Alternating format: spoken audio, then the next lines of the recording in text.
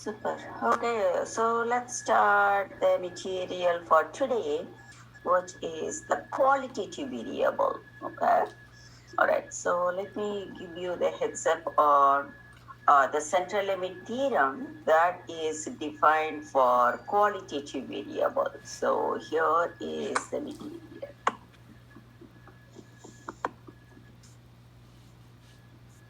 All right. So yesterday we have seen the central limit theorem defined for quantitative variable where the sampling distribution of the sample mean is said to have normal distribution. The center remains the same. It's not going to be changing, but the variability shrinks. So this is what we have seen yesterday. That's for quantitative variable with mu and sigma known. But this time we are going to see the qualitative data and proportions. So the number coming from the population, if it is expressed in terms of percentage, then it's called population proportion. The number coming from the huge population, and if it is expressed in terms of percentage, then it is called as population proportion. What is going to be the sample proportion? So the sample proportion, I told you it's going to be denoted as P hat. So you are going to define P hat is equal to X over N, which is nothing but your fraction, or you can say the probability, or you can define that as the number of individuals possessing some particular characteristic under study over the sample size. So what is the characteristic? So let's go back here. So in qualitative variable, you know that we are going to define various categories or qualities of an individual by description. There is no number attached, right? So here, that's what I'm bringing here. So there are going to be exactly two attributes. So I'm going to say yes or no. There's only two options. You're going to say yes, or you're going to say no, nothing in between.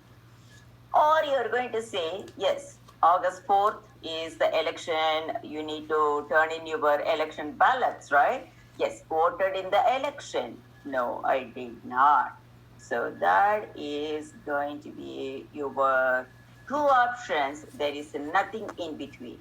And the third one you can say, for example, you can say for that particular attribute, you can say either I passed the class or I failed, or the motion has been passed or the motion failed. So you have exactly two attributes. There is nothing in between them. So you have exactly two attributes. Or another example that I can say, for example, if you take the electronic chip, either you are going to call it as a defective chip or non-defective chip. Or in other words, if the chip is going through the quality control, you are going to say that chip is a defective one or non-defective. There is no or nothing in between the defective or non-defective. Either you are going to keep it or you are going to toss it, right? So that way, I am defining my qualitative variable with exactly two attributes and nothing in between. If I denote the success as P, and the complement is going to be the opposite of that, which is 1 minus P, so that the sum of the probabilities for the two numbers is equal to 1. Remember, I have exactly two qualitative attributes, or you can say the characteristic in my qualitative variable. I'm going to assign the probability P for success, and the complement is going to be 1 minus P for the failure, so that the sum of the probabilities is equal to 1. All right. So here again, from the huge population that's given to me, I'm going to go for a sample of n observation. I'm going to go for a sample of n observation. So I am going to get a p hat. So what is p hat? When the population is giving you the parameter, which is p, the population proportion, the sample which is taken from your population is going to give you another statistic, and that's what I call it as the sample proportion. Remember, sample gives you a numerical value, and that's called as a statistic. Population gives you the numerical value, and that's called as the parameter. All right. So, what is the sample proportion? The sample proportion, as I said, it is going to be the ratio, or you can say that as fraction, and it is the number of individuals possessing some particular characteristic under study over the sample size. So this is your sample proportion. That is right. You will see that in an example, okay? Hang in there.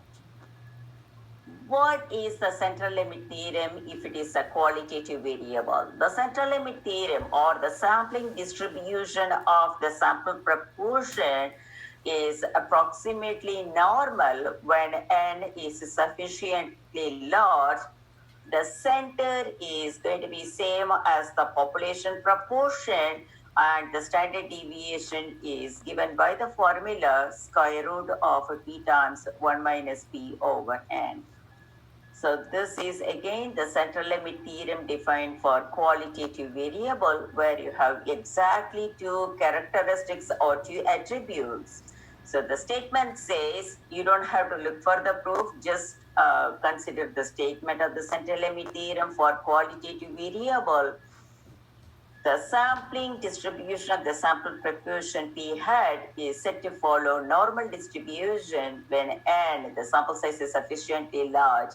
The center is not changing. The center is still going to be the same as the population proportion, and then the standard deviation, the variability shrinks. So what is given by the variability number? It is square root of p times 1 minus p over n. So in this case, I'm going to define a new z-score. So my new z-score formula is going to be defined as z equals p hat minus p over square root of p times 1 minus p over n. So here, this is similar to the z-score formula that you introduced yesterday. So if x is the qualitative variable, if x follows a normal distribution with mu comma sigma, then the CLT says x bar is said to follow normal distribution. The center is going to be the same, and what is the variability? The variability is going to be sigma over n. So this is for quantitative variable. So this is the central limit theorem for quantitative variable. Now what is the z-score? Yesterday we have seen the z-score. The z-score is x bar minus mu over sigma over square root of n. So this is the formula for z-score that we have seen in chapter 13 yesterday, quantitative variable. So this is going to be the formula that's going to be used for qualitative variable, and this is going to be the new score, z-score. In the place of x bar, I'm putting my p hat value, the sample proportion, and in the place of a mu, I am putting my p, which is the population proportion coming from the population, and in the place of the denominator, I am putting the number square root of p times 1 minus p over n. So this is the z-score formula for qualitative variable, where you have exactly two attributes. Okay. All right. So what I mean by this one? So this is what my central limit theorem says. So by picking a sample of n observation, irrespective of the distribution, whether it is a right skew distribution or a left skew distribution, your goal or your target is to bring it to a normal curve, right? How? By reducing the variability. So the variability is going to be on either side from the center, and that number is going to be square root of p times 1 minus p over n. So from the center on either side, you have the variability. By picking a sample of n observation from the population, you are doing your goal, you are doing your objective of reducing the variability. So now what happens, the right skewed or the left skewed distribution now turns into a symmetric distribution. So now you can use the z-score formula, and in turn you can use your z-score table or the TI-84 to get the probability of whatever is the event defined. So this is what I am going to draw. The center is going to be same as P, the population proportion, and on either side you have the variability. So you can talk about the 1 sigma variability, 2 sigma variability, and then the 3 sigma variability. So I have clearly drawn the diagram here. 1 sigma variability is going to be about 68 percentage, and then the 2 sigma variability is going to be 95 percentage, and then the 3 sigma variability is a 99.7 percentage. On both ends you have a very negligible probability, which is 0.0015 or 0.15 percentage. So this is going to be my um, diagram for qualitative variable. So this time it is going to be qualitative variable with exactly two attributes, nothing in between. All right. So again, what is the meaning of the central limit theorem? Again, let's go deep into that material. So you have the population, you assume the population is a homogeneous population, all right? So from that population, you are going to pick as many samples as possible, and every single sample is of the same size n. And the technique that is going to be used to pick the samples from the population is the simple random sample technique. So you are going to be drawing as many samples as possible from the huge population, and every single sample is going to be of the same size, which is n. So obviously every single sample is going to give you the p hat, which is the sample proportion. So the sample proportion is going to be varying from sample to sample because it's not going to be the same number, because I don't know how many individuals are going to be possessing that particular characteristic for you, and you may not be able to understand the concept at this Math 130 level. But if you move on to the higher classes in statistics, you will be certainly understanding the concept again. So don't worry about that part, because our focus in Math 130 is just how to use the z-score based on the formula and how to get the probability based on the z-score. So that's going to be our goal, okay?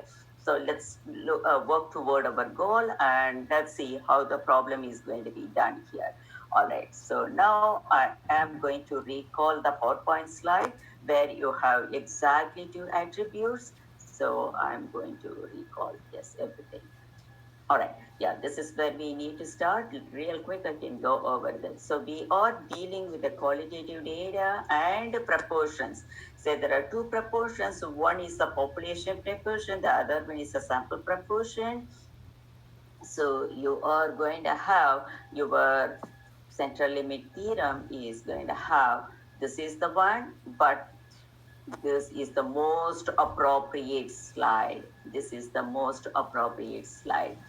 So the sampling distribution of the sample proportion, you see that the sampling distribution of the sample proportion P hat has the standard deviation, which is square root of P hat P times 1 minus P over N, and then the mean of the distribution is the same as the population proportion.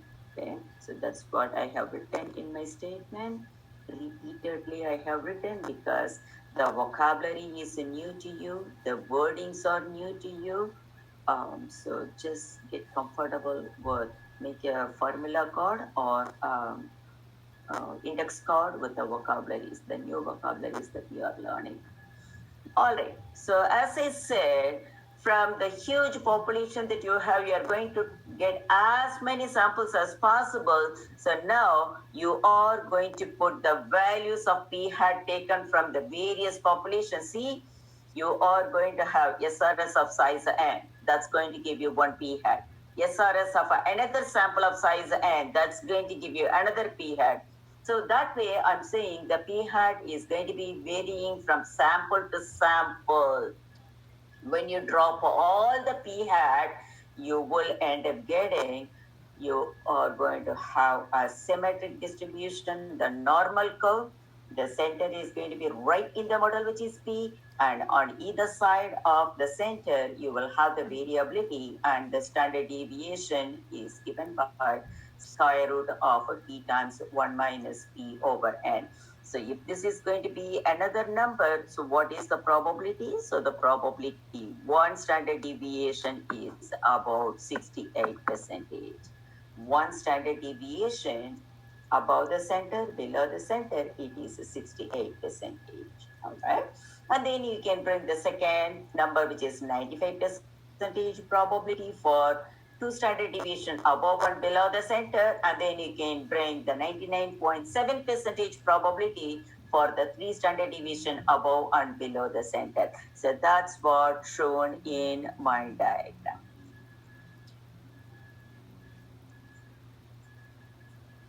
It's coming.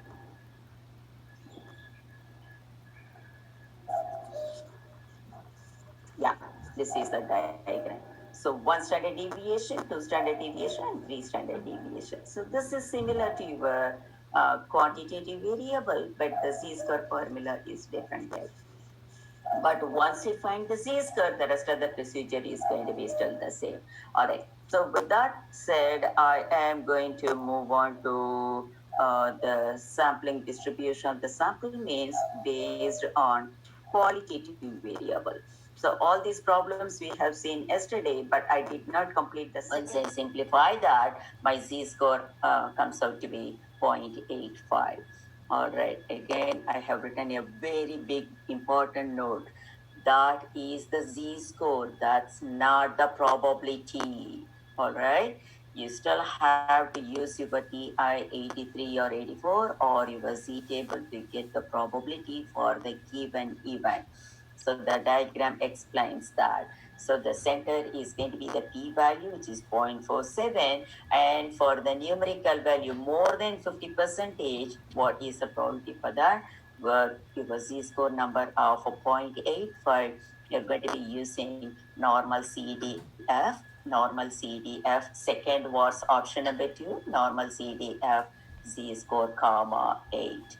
Hit enter, you get the probability, which is about 19.77. So in a sample of 200 people, more than 50 percentage of the folks speaking foreign language is going to be, or ordering the food in a foreign language is about 20 percentage. So lot of numbers here. You had to be very careful while plugging in the numbers into your TI. And the z-score is different, the probability is different. So remember to read all the keywords given in your question and translate that into your probability statement. You will be using your z-score formula to get the probability. That's it.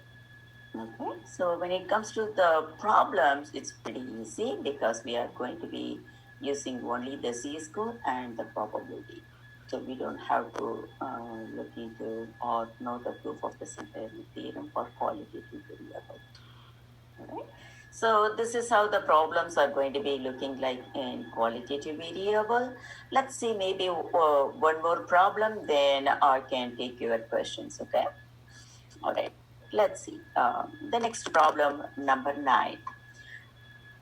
So again, if you want to get the empty worksheet, you can just download the PDF version, you can get the printout and you can work on that and you can compare the answers with the answer key. Okay. All right. So the next one is the simple random sample of n is equal to 75 is obtained from the population size at 10,000 we do not need the population size here. What we need is just the sample size here, okay? So we are going to keep only the 75 number. The 10,000 we do not need. We are not going to be using it anywhere in our formula. Whose population proportion for a specified characteristic, I don't know what is the characteristic, what is the attribute, but number is given to be P is equal to 0.8.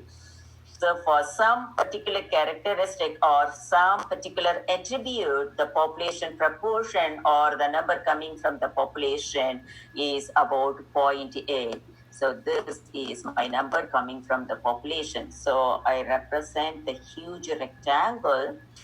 It's coming. It went somewhere, hanging there.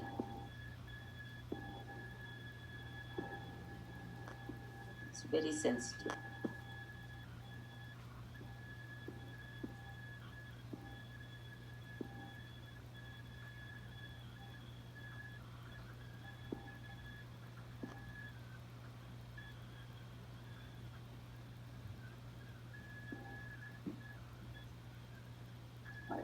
It's coming, hanging there.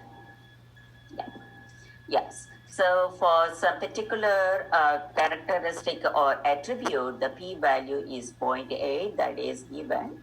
And you are going to pick a sample of n is equal to 75 from that population. So this is the population size. If you are wondering what is the 10,000, so this 10,000 is the population size.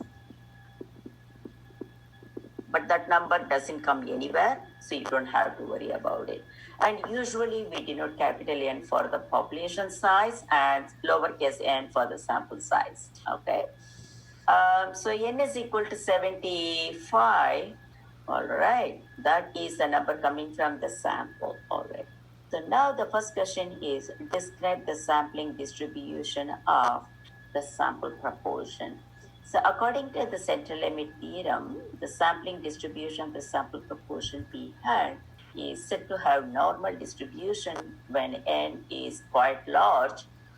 The center is going to be same as 0.8, and then the variability is given by the formula, which is going to be shrinking, and that variability is given by SD of P hat is equal to square root of P times 1 minus P over n, and that number comes out to be 0.0462. Again, that is your variability number. That's not the probability. So wherever I get some decimal value, I have written a special note that is just the SD number, and that's not the probability. That is the variability number, and that's not the probability. Remember that, okay? So you have just completed your problem 25%. Getting the SD value of a p hat is just the 25% of your work, okay? And that's not your probability, that's just the variability number, all right. Let's answer the B subdivision. Look for the keyword. Probability of obtaining X is equal to 63 or more individuals with that particular characteristic. I don't know what is the characteristic, so they have just generally mentioned it as a characteristic. So, in a sample of 75, there are going to be about 63 or more individuals possessing some particular characteristic. So that's what I call it as my X. Number of individuals possessing the characteristic is 63 over a sample of 75 individuals. So I am bringing the formula for my sample proportion, which is P hat is equal to X over N. So in my probability statement, I am going to be writing it as probability of P hat greater than or equal to, because 63 or more individuals is the same as probability of P hat greater than or equal to 63 out of 75 or 63 or more out of 75, which is going to be probability of what is 63 over 75? which is 0.84. So 0.84, get the z-score corresponding to 0.84. Again, that is just the z-score, that's not the probability. 0.8658 is in decimal value, but that is your z-score corresponding to 0.84. That's not the probability. So 50% work is done. Now you have to work on the probability. So use the normal CDF 0.87 comma 8. My favorite number. If you want, you can put 9 or 99 or 99999. Any number of your choice can be written as your top number, and the probability is about 0.1922. Okay, where is the diagram? So here is the diagram. So the diagram is exceeding 0.84. The z-score value is 0.87, greater than or equal to, because 63 or more. I'm looking for the area exceeding the z-score, and the probability is a 0.922. So this completes your problem. So getting the SD of a p hat, 25%, getting the z-score is another 25% of your problem. The third 25% is getting the probability value, and then the fourth 25% is drawing the diagram and putting the probability, or which is same as your area, which you are representing under the normal. What is the probability of obtaining x is equal to 51 or fewer? That means less than or equal to 51. You are able to see the number 51. I'm not sure. Oops.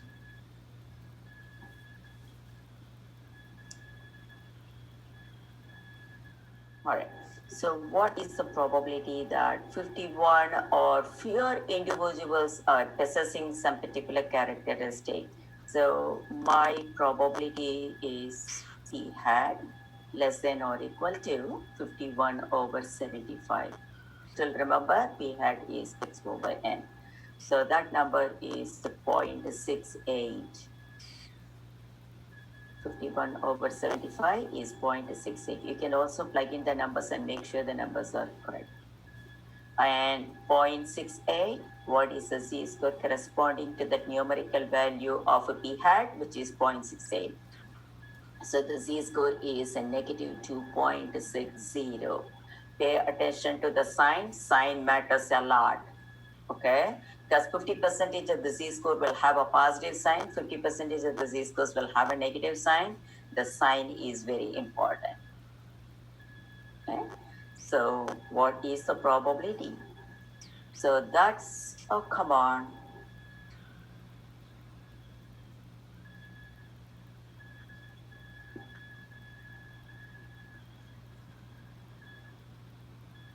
It's coming. Yes. So 0.68 is about 2.6 standard deviations below the center, whereas the previous number 0.84 is about 0.87 standard deviations above the center. So you need to understand the significance of the z-score, that 0.84 or 63 or more individuals, that number is 0.87 standard deviations above the center. Whereas that 51 or fewer is giving you the z-score value, which is a negative 2.6. The meaning is that number is negative, or you can say 2.6 standard deviations below the center. So that is the significance of your z-score. We are trying to convert every single numerical value to a z-score, and the z-score measures how many standard deviations it is above the center or below the center. So that part you need to understand. If you are graduating from this class, you should know the significance of your z-score, how the numerical value is going to be measured, or how many standard deviations it is above the center, how many standard deviations it is below the center if it has a negative magnitude. All right. So once I get the z-score number, then my life is easier. Using my TI, I am going to be getting the probability -8 comma -2.60. Again, you don't have to put the bottom number as a -8. If you love -9, you can put or -12, -99, -9999. Any number of your choice can be written as your bottom number. All right. But inside the rectangle, I put the circle. That circle represents your sample. So population parameter, sample statistic. Remember that number coming from the population is parameter, number coming from the sample is a statistic. P hat is the sample proportion, that is a statistic. Baby with the hat on, that is a statistic. P is the number coming from the population proportion. And here the qualitative variable is going to have exactly 2 attributes. So that field you got in problem number 8, what I mean by the attribute. So the people who are ordering the food in a foreign language, and here general characteristic is given. There is no specific characteristic. So they just say some characteristic. Shall we move on to the next problem? Is that okay with you all? Thank you. Are you able to hear me? Yeah, I can hear you. You can, okay. I can hear you. So, yeah, thank you. Anybody has any question on 8 and 9? If you do not, then we can just move on to the next problem to get the feel of how it's going to be used. Is it okay? All right. A dietitian claims that 60% of people are trying to avoid trans fats in their diets.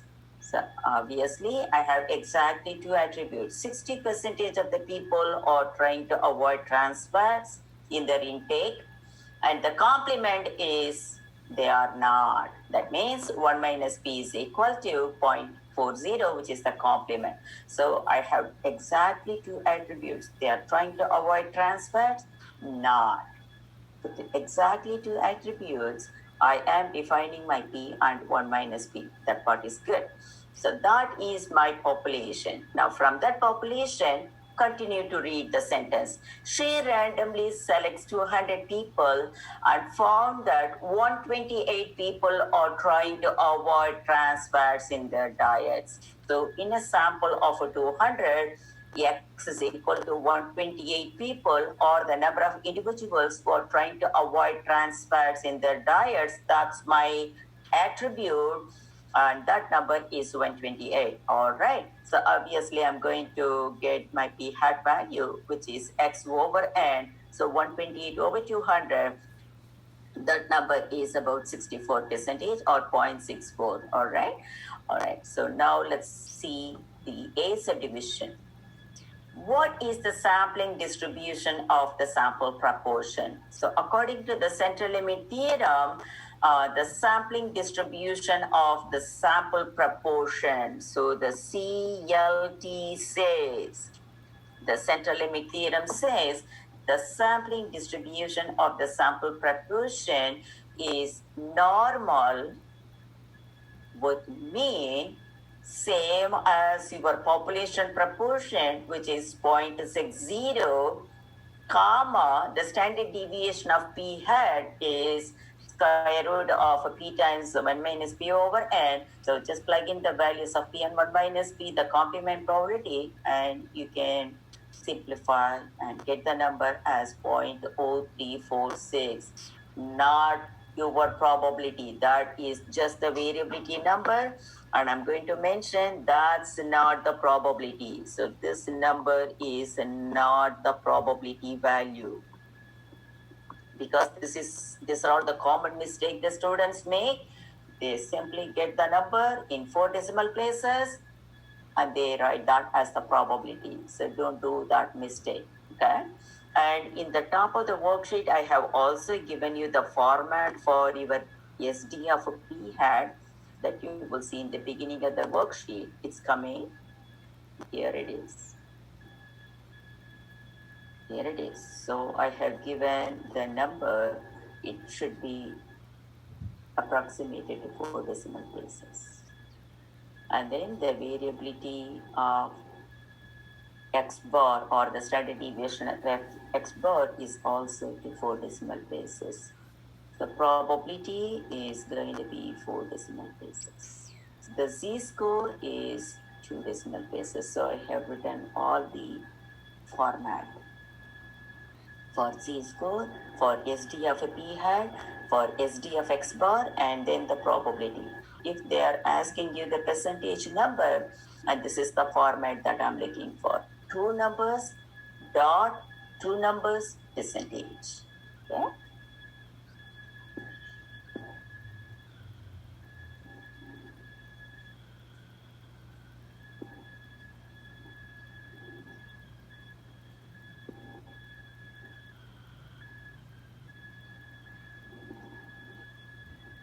Paper pencil discipline is very important. Okay, you need to do every single problem in your notebook.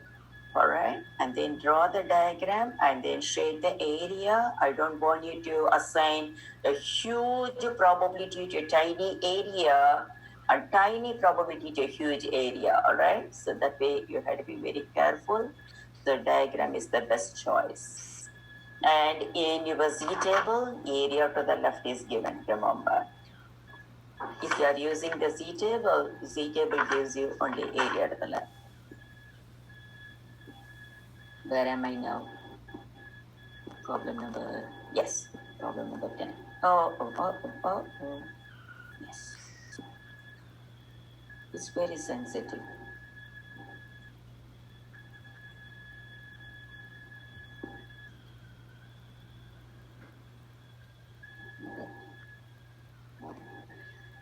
So I guess you're all with me now. All right. So what is the probability of, in a sample of 200 people, what is the probability that, so the sample is going to give you the proportion, which is a sample proportion exceeding 64 percentage. So probability of P hat greater than or equal to 0.64. Look for all the keywords. So the probability is my keyword. The probability is my keyword. And then the sample of 200 people is my keyword. And the sample is going to give you the proportion, which is the P hat, right? Exceeding. That means greater than or equal to, because in a continuous probability model, it doesn't make a big difference. You need to have a sub-interval, right? Only then you can get the area. So you can write it as probability of P hat. You can write 0.64, which is the same as probability of a point P hat greater than or equal to 0.64. Both are one and the same. In a continuous probability model, it is going to be the same. It's going to be the same. Either you can write it as greater than or equal to. Because in a continuous probability model, probability that it's assuming a particular value is going to be 0, it has to be in the interval form. It has to be in the interval form. Only then you can get the area. All right. So now I'm using my z-score formula to get the z-score, which is 1.16. You can plug it in and you can make sure the number is 1.16 with my greater than or equal to sign. I'm going to shade the area to the right of 1.16, meaning that 64 percentage is 1.16 standard deviations above the center. So what is the meaning? That 64 percentage is 1.16. 64 percentage is 1.16 standard deviations above the center. Deviations above the center. So that is the meaning of my z-score. So the numerical value 64 percentage is converted into z-score. that 0.64 or the 65 percentage is 1.16 standard deviations above the center. Right? So the probability is about 0.1230.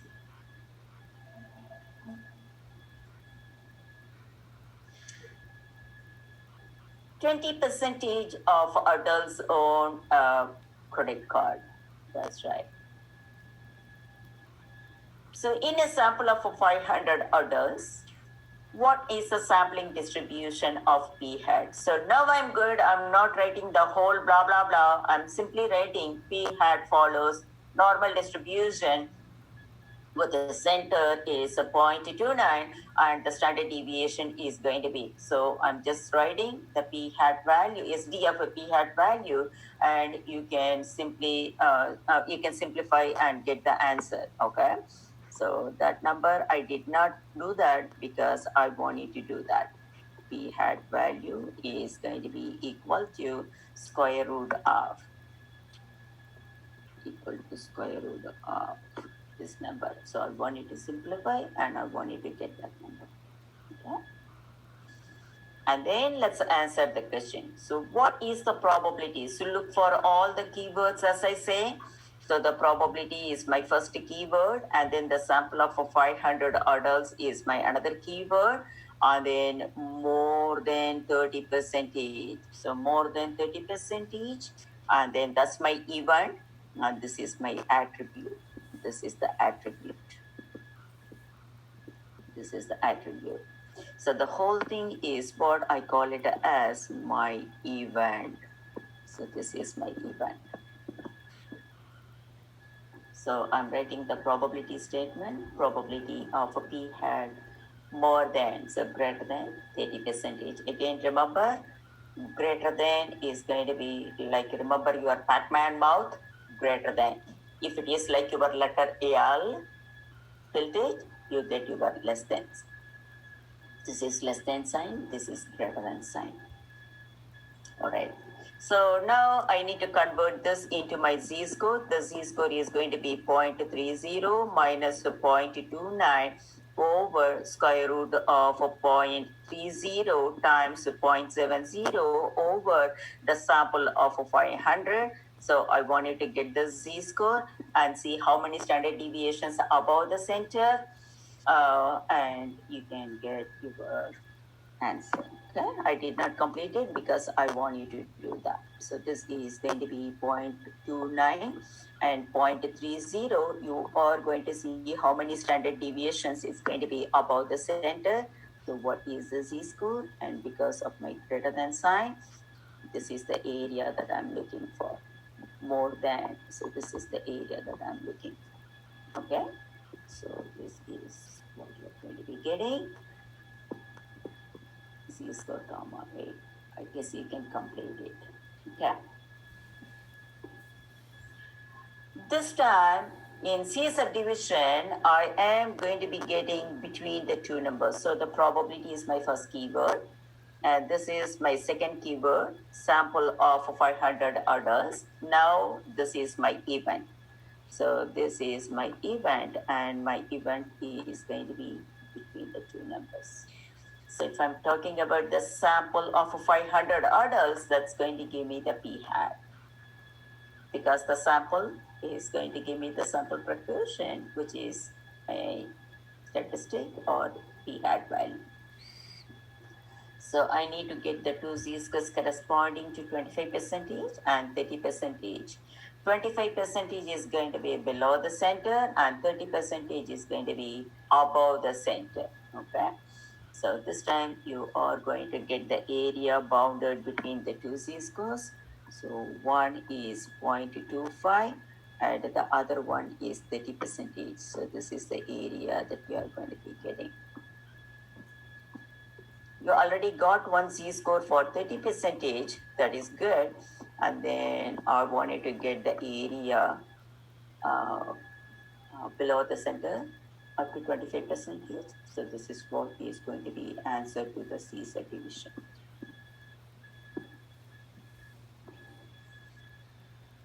All right, I guess you can complete it.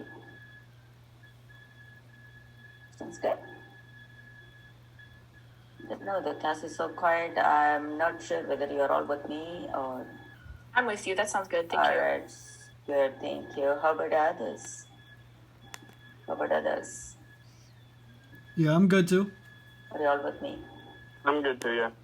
All right. Wonderful. I'm good. Okay. So just check with me if you have any question with that. Otherwise, I'm just going to complete call and then I'm going to move on to the next worksheet. All right. So here, so this one completed. Completed.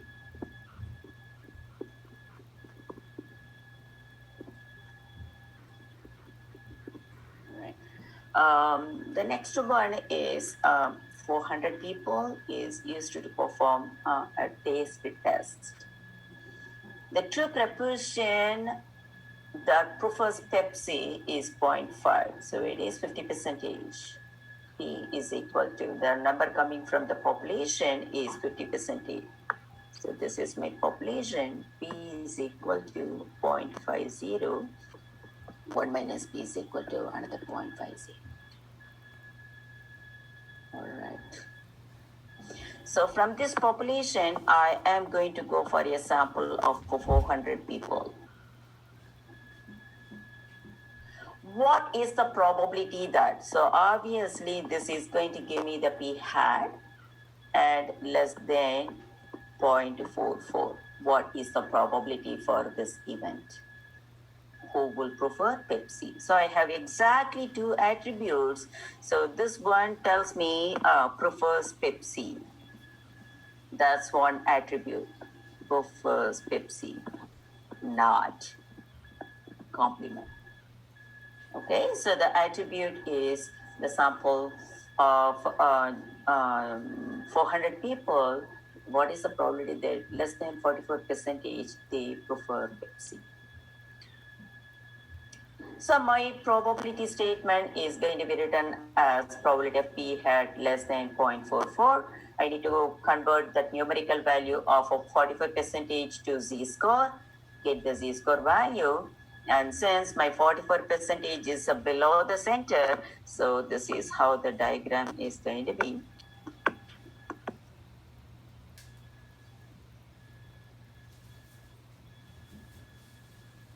The center is 50 percentage. That's the number coming from the population. So 44 percentage, I need to see how many standard deviations it is below the center. How many standard deviations it is below the center. So this is the area that I'm looking for. So my favorite number is a -8 because it is -8 to whatever is the z-score that I'm going to be having here. So that's going to be the normal CDF, whatever is the number. Okay, so once you get the z-score, you can plug it in. You can use the TI to get that answer. Sounds good? All right. So the next one is 80 percentage of flights arriving in Atlanta for a large US airline are on time. So on time, that's my attribute. What is the complement? Remaining 20 percentage, they do not arrive on time. 80 percentage arriving on time. The remaining 20 percentage is not arriving on time. So this is my attribute.